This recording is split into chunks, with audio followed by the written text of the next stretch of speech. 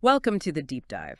Today, we're plunging into a truly immense and pivotal naval clash, the Four Days Battle. 4 days, June 11th to 14th, 1666. English versus Dutch. Exactly. A huge engagement in the Second Anglo-Dutch War. And our mission for you today is, well, to really get a handle on this thing. Key events, tactics, the outcome. Right, and why it all mattered in the bigger picture of the war. We're mainly drawing on the detailed account from Wikipedia for this. It's a fantastic resource for this battle. So where do we start? What really kicked off this massive four-day fight? Well, the war itself, the Second Anglo-Dutch War, starting in 65, it really came down to intense commercial rivalry. Trade routes, colonies, that kind of thing. Exactly. England and the Netherlands were head-to-head, especially over North America and West Africa. Valuable markets. And those tensions just boiled over. Pretty much. Yeah. Reached a breaking point and boom, open warfare. And it wasn't just those two squaring off, was it? France played a role. Oh, absolutely. Louis XIV, the French king, he had his own agenda. Expanding into the Spanish Netherlands, right? That was his main goal. Yeah. So he'd signed a defensive treaty with the Dutch way back in 1662. Thinking it would keep England out of his plans. Yeah, that was the idea. Keep England busy, or at least deterred. The Dutch statesman, de Witt, actually thought this treaty would stop England declaring war altogether. It didn't work out that way. Nope. Louis eventually declared war on England anyway, January 66. Added a whole other layer. So Louis wanted his fleet to join the Dutch, create this superpower navy. That was the grand plan. Overwhelm the English. But something went wrong? Well, yeah. The plan needed the Dutch fleet ready, like right away, to protect French ships in the Channel. And they weren't. They couldn't guarantee readiness until late May 21st. That delay caused problems. Big problems. The French Med fleet under Buford ended up just waiting in Lisbon for 6 weeks. 6 weeks, Vess. Exactly when the 4 days battle was happening. Incredible timing, really. And the French Atlantic Squadron? Didn't link up either. So in this absolutely massive battle, the Dutch were basically on their own against the English. Wow. So the French absence is a huge factor here. Crucial. Got to keep that in mind as we go through the battle. Okay, before we dive into the day-by-day fighting, let's talk tactics. How were these battles actually fought back then? It wasn't just pirates swinging on the ships anymore, was it? No. Naval warfare was definitely evolving. Those chaotic melees, ship-to-ship grappling, boarding, that was phasing out. Being replaced by The line-ahead formation. Ships sailing one behind the other in a long line. to bring all their cannons to bear on one side. Exactly. Maximize broadside firepower. The Dutch had been building their new navy, bigger ships. But maybe not always with as many guns or as big guns as the English equivalents. Sometimes, yeah. There are variations. The English, meanwhile, had really improved their signaling. Better coordination. Supposedly, yeah. Allowed for more complex fleet movements. Though how well it worked in the heat of battle is another question. And the commanders. Like De Ruyter for the Dutch. What was his style? De Ruyter was, well, very experienced. Very aggressive. He still kind of liked the idea of breaking the enemy line, getting in close, boarding. Even with the line ahead becoming more common? Yeah. But in this battle, they mostly did stick to the line. Back in the First Dutch War, the English line ahead had often given them an edge in artillery duels. Their guns were often heavier. What about fire ships? Were they still a big threat? They were definitely used. Ships packed with stuff to burn sent towards the enemy. But their effectiveness was iffy, especially in open water against ships that could maneuver well. We'll see them pop up, though. Right. And you mentioned the Battle of Lowestoft in 65. That was a big deal before this battle, wasn't it? Huge deal. A really painful defeat for the Dutch. Lost a lot of ships. Personnel. Both. Significant losses. But it really spurred them into action. Johan de Witt pushed major reforms. Like what? Better discipline, for one. He replaced some commanders who hadn't performed well. And crucially, he put de Ruyter in overall command. And they built new ships. Big time. A major shipbuilding program to replace what they'd lost. Meanwhile, the English kind of dropped the ball after Lowestoft. Didn't press their advantage. Not really. Gave the Dutch the breathing room they needed to rebuild and regroup. So Lowestoft was this harsh lesson for the Dutch and maybe a missed chance for the English. It set the stage. And right before this huge 4 days battle, the English fleet wasn't even at full strength. They split up. Precisely. A strategic decision, but questionable in hindsight. Yeah. Prince Rupert took a squadron, about 20 ships. Why? What was their mission? They were sent off to try and intercept that French fleet. The one that never showed up on time? The very same. Yeah. So this left the Duke of Albemarle, the main English commander, with a smaller force than planned, maybe 56 ships initially, Against how many Dutch? around 85 warships, a significant disadvantage for Albemarle. Why would they risk dividing the fleet like that? Well, adding to it, there was some faulty intelligence. The English had heard the Dutch might sail north around Scotland. Ah, so sending Rupert south seemed less critical if they believed that. Possibly, yeah. It all contributed to this decision to split the fleet. Hmm. And that division, it becomes absolutely critical on day one. Okay, the scene is definitely set. Smaller English fleet under Albemarle, larger Dutch fleet under De Ruyter, phantom French fleet. Somewhere else. Let's get into it. Day 1, June 1st. Right. Albemarle makes a really bold move. He decides to attack. Despite being outnumbered. And you mentioned bad weather? Yep. High winds, rough seas. Not ideal at all. But around noon, he attacks the rear part of the Dutch fleet, which was anchored, commanded by Cornelis Tromp. And it was a surprise. Oh, yeah. The Dutch, including De Ruyter, were definitely caught off guard. So did the English gain an early advantage from this gamble? It put the Dutch on the back foot initially, for sure. But Tromp reacted super fast, told his ships, cut the anchor cables, let's go, sail southeast. Absolutely. The rest of the Dutch fleet followed. Because they were anchored, only Tromp's rear and some of De Ruyter's center could really fight back at first against the whole English force. Did the English press that advantage? Not effectively enough, it seems. Eventually, another Dutch squadron under Evertson the Elder got into the fight against the English Blue Squadron. And crucially, they gained the weather gauge. The wind advantage. That's important, right? Very. Better maneuverability lets you dictate the engagement more. By the afternoon, the Dutch numbers started to tell. They could attack the English rear from both sides. That's incredibly intense. Any major ship losses on that first day? 2 Dutch ships were lost. Both caught fire, took most of their crews with them. Fire. How? Well, there were claims about fiery bullets, some kind of early incendiary round. Bit mysterious. But maybe not. Other accounts suggest it was more likely flaming wads from their own cannons blown back onto the ships by the strong wind. Seems more plausible, maybe. Oh, dangerous business. Yeah. What happened as the day wore on? The fleets drifted really close to the shallow waters off the Flemish coast. Right. Dangerous. So Albemarle ordered his red and white squadrons to basically turn northwest. But not everyone followed. Exactly. Vice Admiral Berkeley's white squadron, plus some others, kept going southeast. They got separated, isolated. And that was bad news. Fatal news. Berkeley's flagship, the Swiftsure, was captured. Berkeley himself was killed fighting. Tragic. Any other English losses there? Yeah, the Loyal George and the Seven Oaks, which was already damaged, were also captured by the Dutch. Quite a blow to the English. Any bright spots for them? Well, Rear Admiral Harmon on the Henry. His ship was badly damaged, attacked by fire ships multiple times. But he fought them off? He did. Incredible resilience from his crew. The Henry managed to escape. A real feat. And what about Tromp? Didn't you say he reacted quickly? He did, but things got chaotic. By nightfall, Tromp had actually lost contact with De Ruyter and the main Dutch fleet. So day 1 ends with heavy English losses, chaos, separated squadrons. Wow. What happens on day 2? Day 2, June 2nd. Starts with Albemarle making a bit of a miscalculation. How so? At dawn, he sees fewer Dutch ships than he expected. He thinks, aha, we must have really hammered them yesterday. Underestimating the Dutch numbers. Yeah, so around 6 a.m., he attacks again. He initially tries to cut off Tromp's squadron. The one that got separated overnight. Right, but Tromp actually managed to rejoin the main Dutch line during the morning, so that didn't quite work. Did Albemarle get any good news? He did get word that Prince Rupert's squadron was on its way back.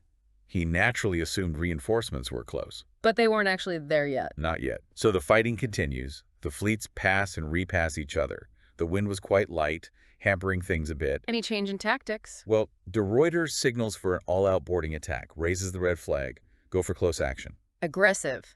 Did it happen? Before it could really get going, De Ruyter realized Tromp and part of the Dutch rear were isolated again, taking heavy fire from the English Red Squadron. So De Ruyter had to react. Absolutely. He and Vice Admiral de Liefde basically smashed through the English Blue Squadron to go help Tromp, a rescue mission. Did it work? It did relieve the pressure on Tromp, but it cost the Dutch dearly. Casualties. Yes. Vice Admiral van der Hulst and Rear Admiral Stachauer were both killed in that intense fighting. Several damaged Dutch ships had to pull out of the line, too. So De Ruyter saved Tromp, but at a high price. What then? After that fierce fight, De Ruyter's own flagship was damaged. He had to temporarily hand over command to Art van Ness while repairs were made. Then Ness takes charge. Does that change anything? Interestingly, yes. Yeah. Van Ness was positioned to leeward downwind of the English, and they found that in that position, the Dutch guns actually had better effective range. Really? Why would that be? Maybe something to do with the angle of the heel of the ships. Not entirely clear, but it worked. Combined with a temporary numbers advantage in that part of the line, they started pounding the English ships. Any significant damage? Yeah, the English warship Black Eagle actually sank during this phase. And what about Trump's ships? Weren't some of his detached? Good point. Remember the Rainbow? Some of Trump's ships had chased it off the previous day. They finally showed up late afternoon, early evening. More Dutch reinforcements arriving. Exactly. Bolstered the Dutch numbers again.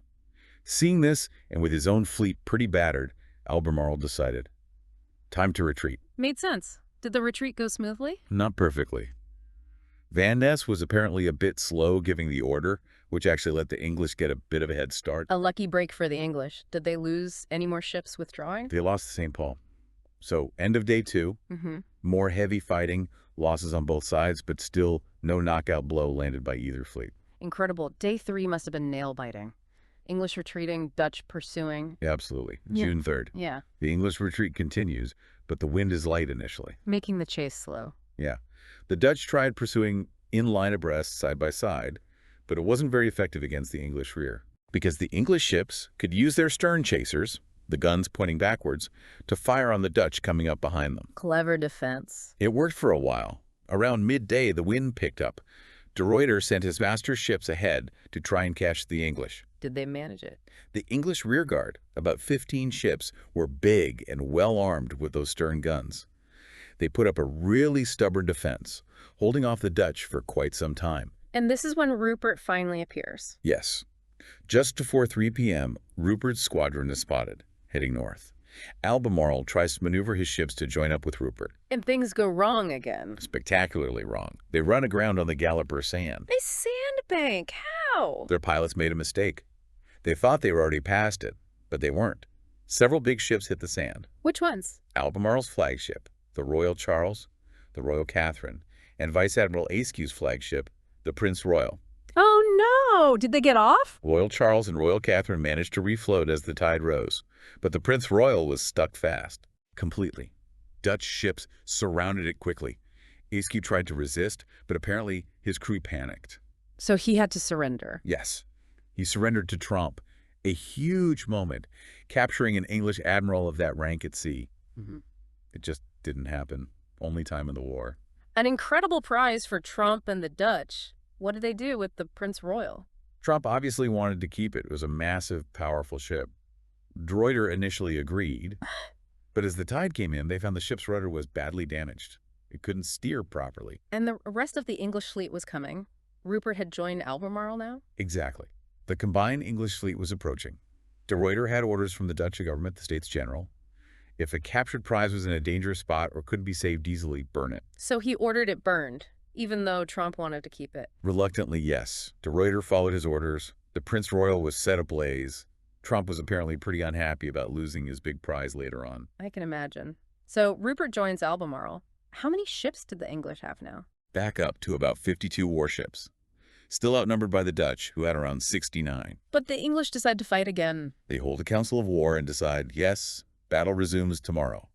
Bold decision. What did De Ruyter do? Seeing the English determination, he moved his fleet east, gave his crews a chance to make repairs, catch their breath, and prepare for day 4. The final day. After 3 brutal days, it all comes down to this. Day 4. June 4th. At dawn, the fleets are actually out of sight of each other. Really? After all that? Yeah, but English scouts soon find the Dutch, positioned to the south. And De Ruyter has a plan. Not just line ahead this time. No, something different. He wants to break the English line. Not just in one place, but in 3 places simultaneously. Disrupt their formation completely. Ambitious. Did it work? Well, the Dutch had the weather gauge as the English approached. The first clash happens between the Dutch rear and the English van, the leading squadron. Rupert's squadron. Yeah. Rupert immediately tries to get the weather gauge back from the Dutch van led by Johan de Liefde. Fierce fighting. Any key moments there? Big loss for the English. Vice Admiral Mings is fatally wounded. De Liefde's flagship, the Ridderschap van Holland, also takes a pounding. Did Rupert break through? He did manage to break the Dutch line there. But elsewhere, things were just as chaotic. Tromp, in the Dutch rear, broke through the English Blue Squadron. So breakthroughs on both sides, total confusion. Pretty much. Albemarle and Rupert then both turned their attention to Tromp, trying to deal with his disruptive attack. They managed to force Tromp to pull back and regroup. So a pause in the fighting? A brief lull, yeah. Gunfire eases off a bit as both sides try to figure out what's going on, reorganize their battered lines. De Ruyter actually finds himself facing the main English force with only part of his fleet. Where were the others? Van Ness and Tromp? Still regrouping, some distance away, so De Ruyter's outnumbered in that immediate spot. But he cleverly uses the time to maneuver and regain the weather gauge, while Albemarle and Rupert are focused on Tromp. Smart move. When do Van Ness and Tromp get back in the fight? Later in the afternoon, they reappear, but on the leeward side downwind of the English fleet. What does Albemarle do? He launches a really determined close-range attack on Tromp and Van Ness's rejoined forces. Does it work? It forces Tromp to fall back again. Several more Dutch ships are disabled or captured. For a moment there, it actually looks like the English might finally be winning. After 4 days, but it wasn't over. Not quite. There's one last twist. De Ruyter. What does he do? He'd been waiting, watching. As Albemarle presses the attack on Tromp and Van Ness, De Ruyter launches this sudden, ferocious attack on the rear of Albemarle's formation. Gets them from behind. Catches them completely by surprise. Reports say some English captains started to lose their nerve, panic setting in. Any other problems for the English? Yeah, Rupert's flagship, the Royal James, gets disabled, badly damaged. Rupert has to pull out of the line to defend it. A critical moment. What does De Ruyter do? He sees his chance, raises the red flag again. Signal for an all-out general attack. Go for the kill. And the English? Albemarle's flagship, the Royal Charles, is also damaged from earlier fighting. It can't maneuver properly, can't tack to face the Dutch attack effectively. So they have to retreat. The retreat westward begins. It's becoming a bit of a rout. The Dutch pursues, capturing several more English ships. Does De Ruyter keep chasing them? He does for a while. Yeah. But then, famously, he claims a thick fog suddenly rolled in. A fog. Real. That's what he said. He claimed it forced him to call off the pursuit. He even interpreted it as, like, divine intervention, God telling him the victory was won. Convenient fog. Or maybe real. Who knows for sure? But strategically, the Dutch had already won by that point.